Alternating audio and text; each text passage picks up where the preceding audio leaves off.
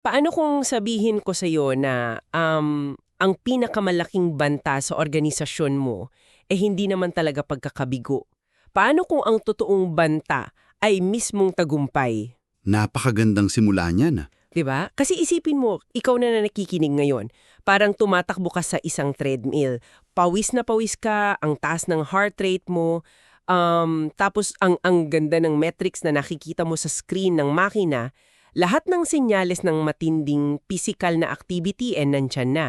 Pero kung titignan mo ang paligid mo, Wala ka namang nararating. mismo, nandun ka pa rin sa eksaktong posisyon kung saan ka nagsimula. At alam mo, sa ginagawa nating malalimang paghimay ngayon dito sa dokumento natin, partikular yung Chapter 24, Common Pitfalls and How to Avoid Them, yan mismo ang sentro ng usapan. Madalas kasi nating ipinagkakamali yung simpleng paggalaw o motion sa tunay na pag-usad o momentum. Oo nga, yung tinatawag na motion versus momentum. Tama. Sa mga corporate settings natin ngayon, minsan tinatawag natin iyang pagiging pabibo. Yung pasa-pasa ka ng papel, walang katapusan na meetings, sobrang daming ginagawa. Mukhang productive, di ba? Pero kapag tinanong mo kung umuusad ba talaga ang mismong misyon, Ang sagot hindi. eksakto, hindi talaga. At yan ang mismong dahilan kung bakit kailangan nating pag-usapan ito ng malaliman ngayon. Para sa iyo na nakikinig na may hawak na team, namumuno sa isang proyekto o nagpapatakbo ng isang buong organisasyon. Madalas kasi nating iniisip na ang katapatan sa misyon ay nasusukat sa dami ng ginagawa natin araw-araw. Kasi na sobrang busy natin. Ayon, pero ayon sa teksto natin, ang mga kahinaan daw ng isang organisasyon hindi naman agad lumalabas na parang malalaking pagkakamali. Nagpapabalat kayo sila Nagpapabalat kayong pagiging produktibo. Paano ba nangyayari ito sa totoong buhay? Parang mahirap mapansin yun. Mahirap talaga. Dahil napakahusay nating bigyan ng magagandang pangalan ng sarili nating mga dysfunctions.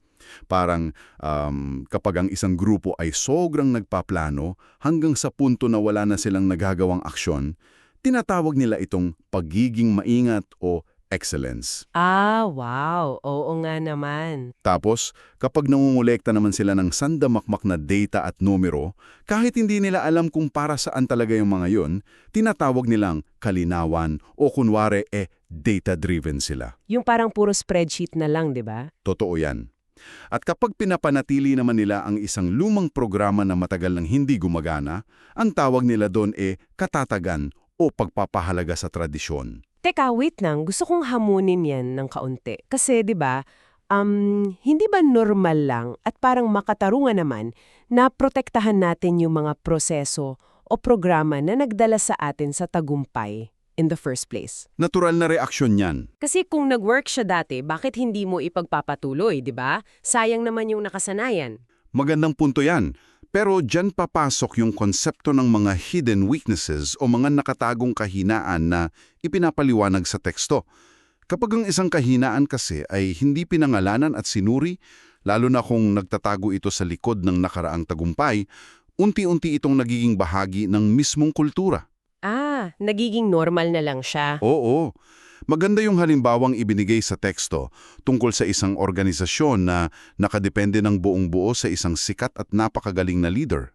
Yung tipong mukha siyang kalakasan sa simula. Mismo. Sa simula, napakalaking advantage nun. Mabilis ang mga desisyon, sumusunod agad ang lahat dahil believe sila sa karisma ng leader. Pero sa ilalim pala nito, wala nang ibang natutong tumayo sa sariling paa. Nakatali ang buong kakayahan ng grupo sa iisang tao. Kaya kapag nagbakasyon ang leader na iyon, o kaya nagkasakit o umalis ng tuluyan, grabe, biglang parang mga manok na pinutulan ng ulo ang buong team. Eksakto. Walang marunong gumawa ng desisyon. Ang organisasyon pala hindi talaga lumalaki. Nagiging anino lang ito ng iisang tao. At kapag ang mga ganitong sitwasyon ay naging bahagi na ng identity ng grupo, napakahirap na itong questionin. Nai-imagine ko yung bigat niyan. Paano kung ang kahinaan ay nakatali sa emosyon ng mga tao? Like, halimbawa, may isang legacy program na dekada na ninyong ginagawa. Diyan na ibinuhos ng mga naunang miyembro yung dugo at pawis nila. Nako, napakasensitibong usapan yan. 'Di ba? Kasi pag kinestyon mo kung epektibo pa ba yung programa ngayon, hindi ba parang inatake mo na rin yung mga taong nagpasimula nito? Pakiramdam ko magkakaroon ng malaking gulo sa loob kapag ganyan. At yan mismo ang mekanismo kung bakit nangyayari yung tinatawag sa teksto na self-deception o yung panlilin lang sa sarili. Kapag umabot na kasi sa punto na ang katotohanan ay tinuturing ng personal na atake, Nagiging depensibo na lahat. oo, nagiging depensibo ang buong organisasyon. May binanggit pa nga sa teksto mula sa Biblia, sa Jeremiah 17:9, na ang puso raw ng tao ay lubhang mapanlinlang. Ang lalim nun Hindi naman ito sinabi para manghusga, kundi para ipakita na mas madalas talaga nating pinoprotektahan ang ating imahe at ang ating comfort zone kesa tapatang harapin ang katotohanan. Mas pipiliin ng marami na maging loyal sa isang sirang sistema kaysa aminin na naliligaw na sila. So parang sa halip na ayusin yung mismong problema, iniiwasan na lang natin yung mga tanong. Nagiging bawal na yung magsabi ng, guys, mali yata ito. Ikita natin yung mismong kabaliktaran ng pagiging depensibo. Ano yung ginawa niya doon? Bago niya inayos yung mga pader ng Jerusalem, lumabas siya sa gabi at literal na binilang niya yung mga guho. Sinuri niya ang mga wasak na bato isa-isa. Napakadali kasing umiyak na lang at magdasal doon O kaya ay gumawa ng malabong statement na bubuin natin itong muli, kaya natin to. Yung puro motivational lang, walang action. Oo, pero hindi ganun ang ginawa niya. Tiningnan niya ng matagal at tapat ang eksaktong sitwasyon, gaano man ito kapangit tingnan. Ayon nga sa teksto, ang kalinawan daw ay hindi isang kalupitan. Ito ay isang awa. Ang ganda nun Ang kaliwanagan ay hindi kalupitan, ito ay isang awa. Kumbaga, kung ang kaliwanagan ay isang awa, kailangan din nating itapat yung salamin sa sarili nating mga organisasyon ngayon. Kasi paano natin malalaman na baka nililing lang na rin pala natin ang sarili natin, di ba? Kailangan mong malaman yung mga bitag.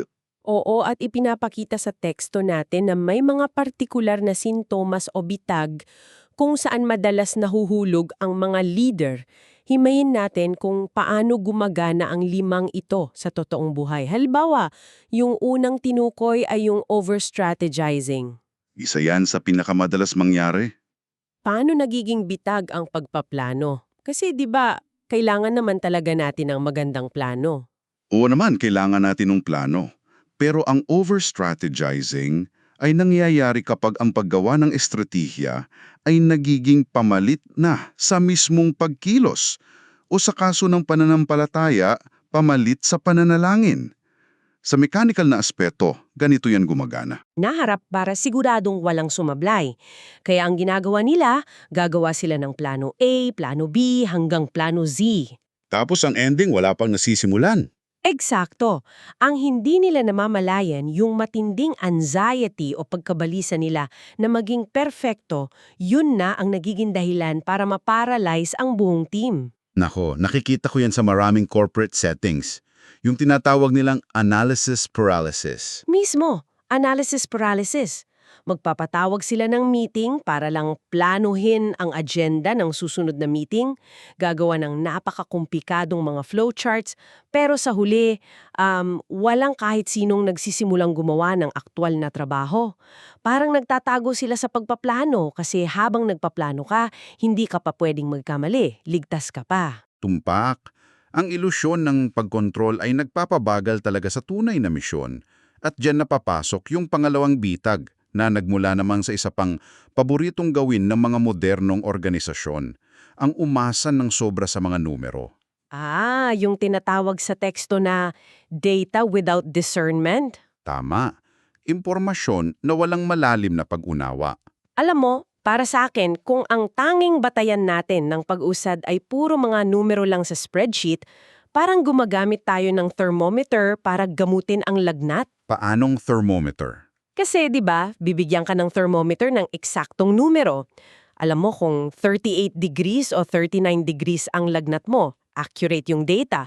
Pero kahit titigan mo yung thermometer na yan maghapon, hindi naman ito pinapagaling ang pasyente. Sinusukat lang nito ang sitwasyon, pero wala itong kakayahang umunawa sa kung ano ang tunay na sakit o kung paano ito lulunasan. Napakagandang analohiya niyan. Ang data kasi ay nagbibigay lang ng impormasyon. Pero ang discernment o yung pangunawa, yan ang nagbibigay ng kahulugan at ng mismong lunas. Oo, yung context. Nagiging mapanganib ang data kapag pinipilit nating bilangin yung mga bagay na hindi naman talaga nabibilang. Ibinabato nga ng teksto ang isang napakabigat na tanong paano mo ba bibilangin ang pagsisisi? Grabe yun. Hindi mo naman pwedeng ilagay sa Excel yun. Di ba? Paano mo ilalagay sa isang pie chart ang pagbabalik loob ng isang tao o kaya ang pagkakaayos ng isang nasirang pamilya? Hindi mo talaga kaya. Kaya ang tendency natin tuloy, susukatin na lang natin kung ano ang madaling bilangin. Ilan ang umattend sa event ninyo?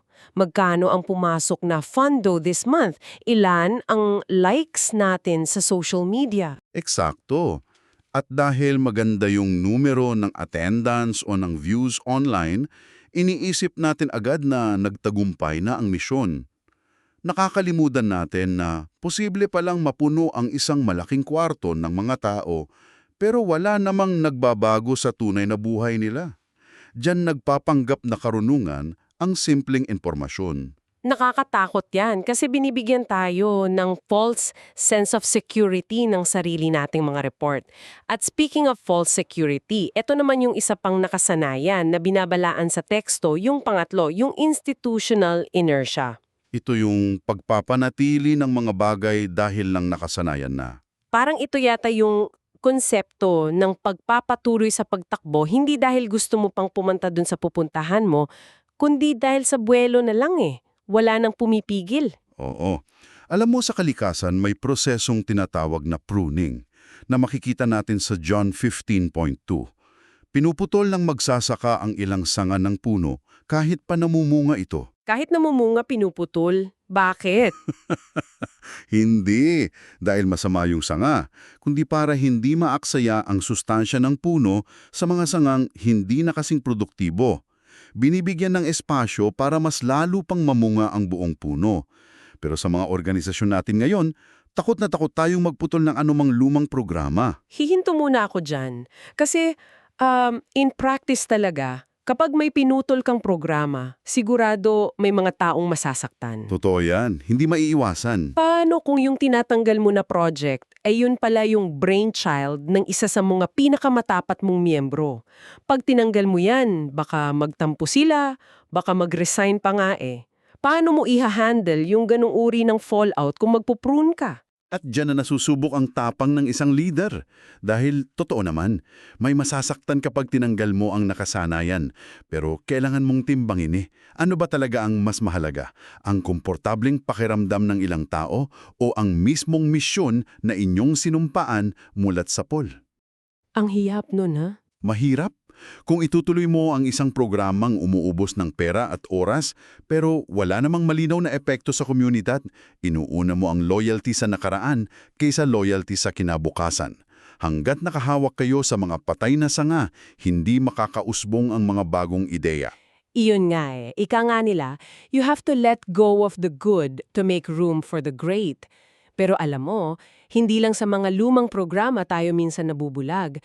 Minsan naman ay sa mga bagong ideya na galing sa iba.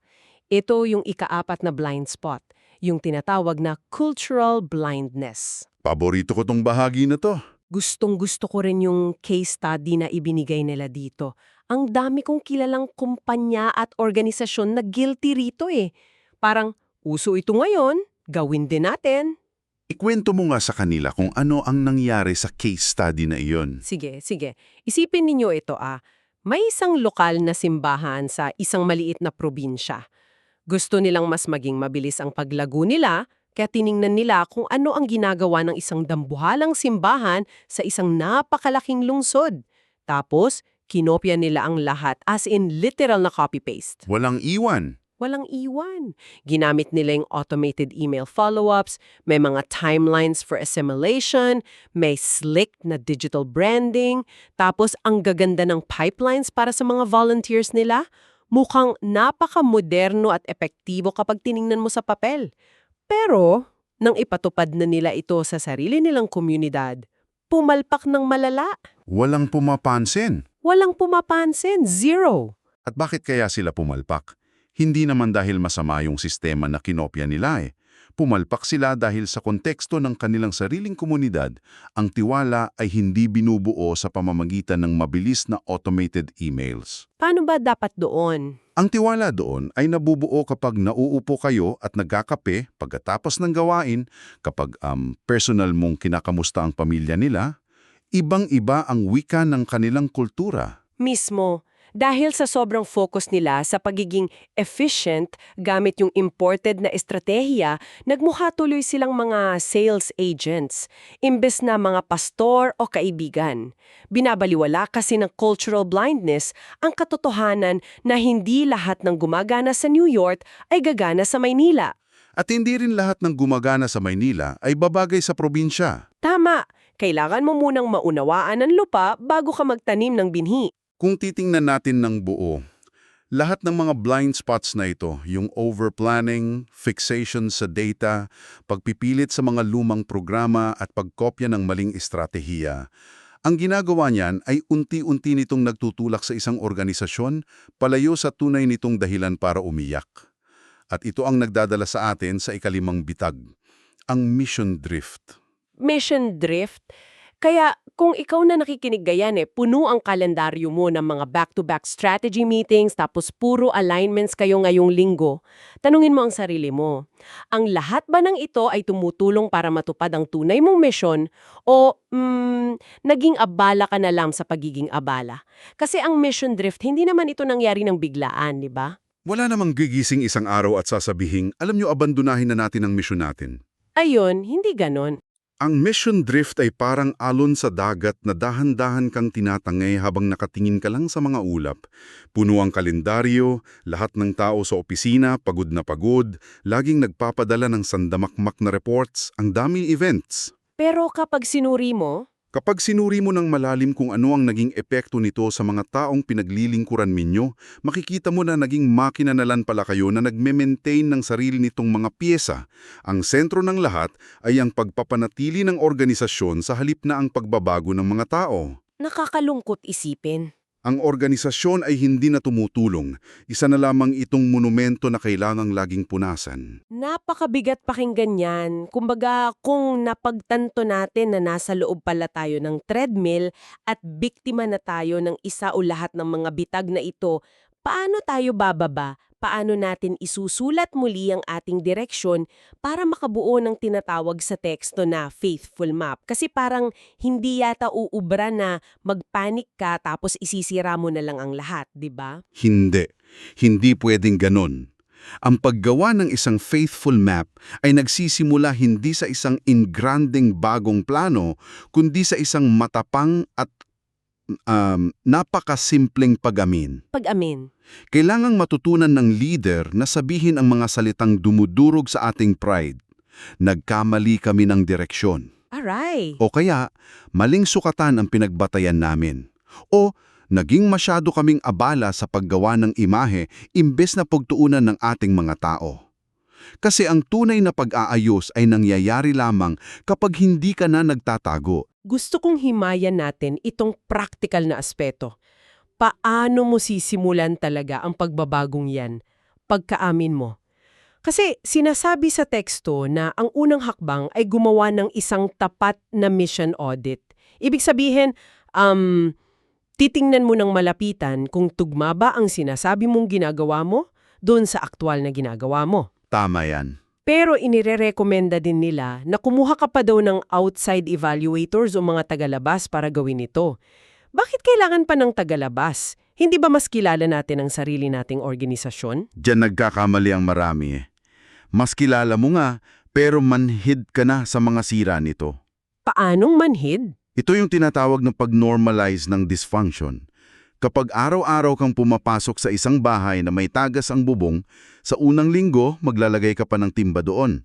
Sa ikalawang buwan, sanay ka nang umiwas sa timba. Ay, oho nga. Sa loob ng isang taon, hindi mo na napapansin yung tagas eh. Bahagi na ito ng normal na araw mo.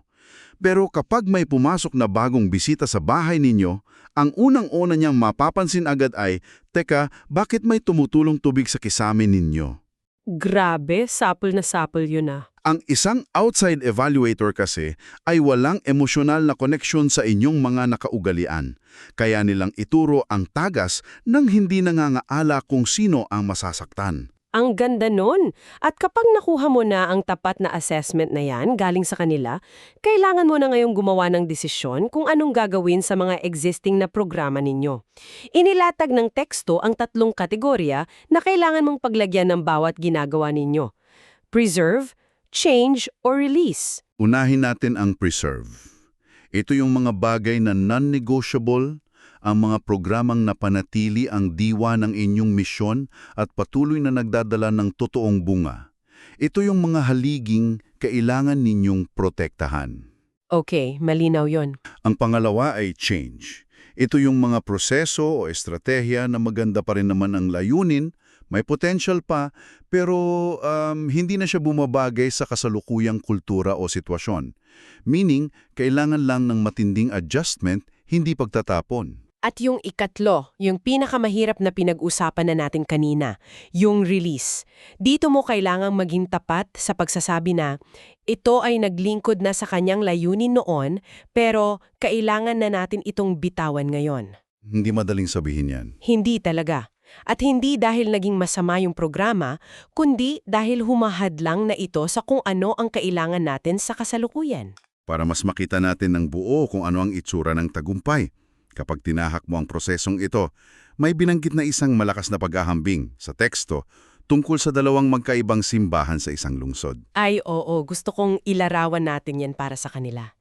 Itong 2 simbahan na ito, parehong gumagawa ng gawain pero magkaiba ang resulta. Sige, ikumpara natin. Ang unang simbahan, tatawagin natin silang Church A, ay napaka-efficient. Puno lagi ang parking lot nila, ang ganda ng branding sa social media, walang butas ang kalendaryo sa dami ng activities, at tuloy-tuloy ang pagpasok ng pondo. Sa mata ng mundo, at kung titignan mo ang metrics na pinag-usapan natin kanina, sila ang halimbawa ng absolute success. 'Di ba? Oo, perfect sa papel. Pero tingnan naman natin ang Church B. Mas maliit sila, walang nagva-viral na posts, madalas makalat ang mga proseso nila, mabagal pa silang gumawa ng desisyon. Parang kawawa naman tingnan. Pero, teka lang, sa komunidad na kinabibilangan nila, kilala ng pastor ang bawat pamilya. Pag may nagkasakit sa kanila, andun agad ang mga miyembro para magluto at mag-alaga. Dito nangyayari yung mabagal pero totoong pagbabago sa buhay ng mga nasirang pamilya.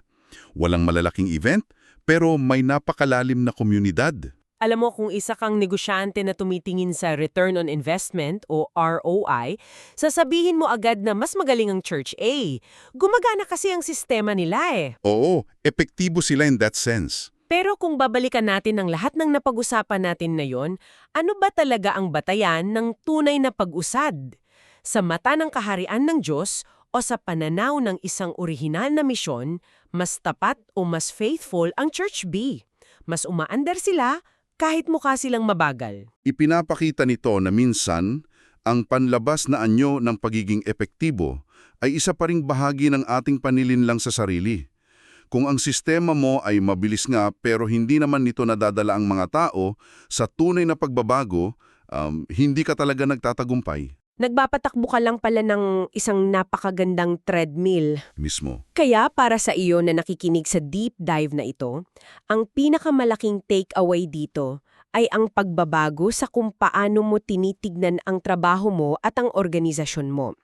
Kapag nagpaplano ka, ang tanong na dapat nasa isip mo ay hindi na paano ito magiging masikat o gumagana ba ito para sa metrics natin. Dapat baguhin na yung tanong. Oo, ang dapat na katanungan ay naging tapat ba ito sa tunay na layunin natin?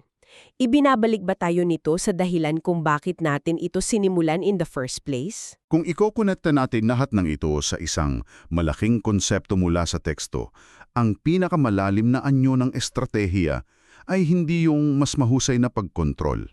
Ang pinakamalalim na estratehiya ay pagsuko. Pagsuko. Teka lang, hindi ba parang Ang hina pakinggan yan, parang sa isang leader? Parang sumuko ka na? Pagsuko dahil kailangan mong tanggapin na ang organisasyon ay hindi isang makina na kaya mong kontrolin sa bawat pihit ng tornilyo. Ang kalayaan mo bilang isang leader ay nagmumula sa pag-amin na hindi ikaw ang tagapagligtas ng inyong misyong. Ikaw ay isang katiwala lamang.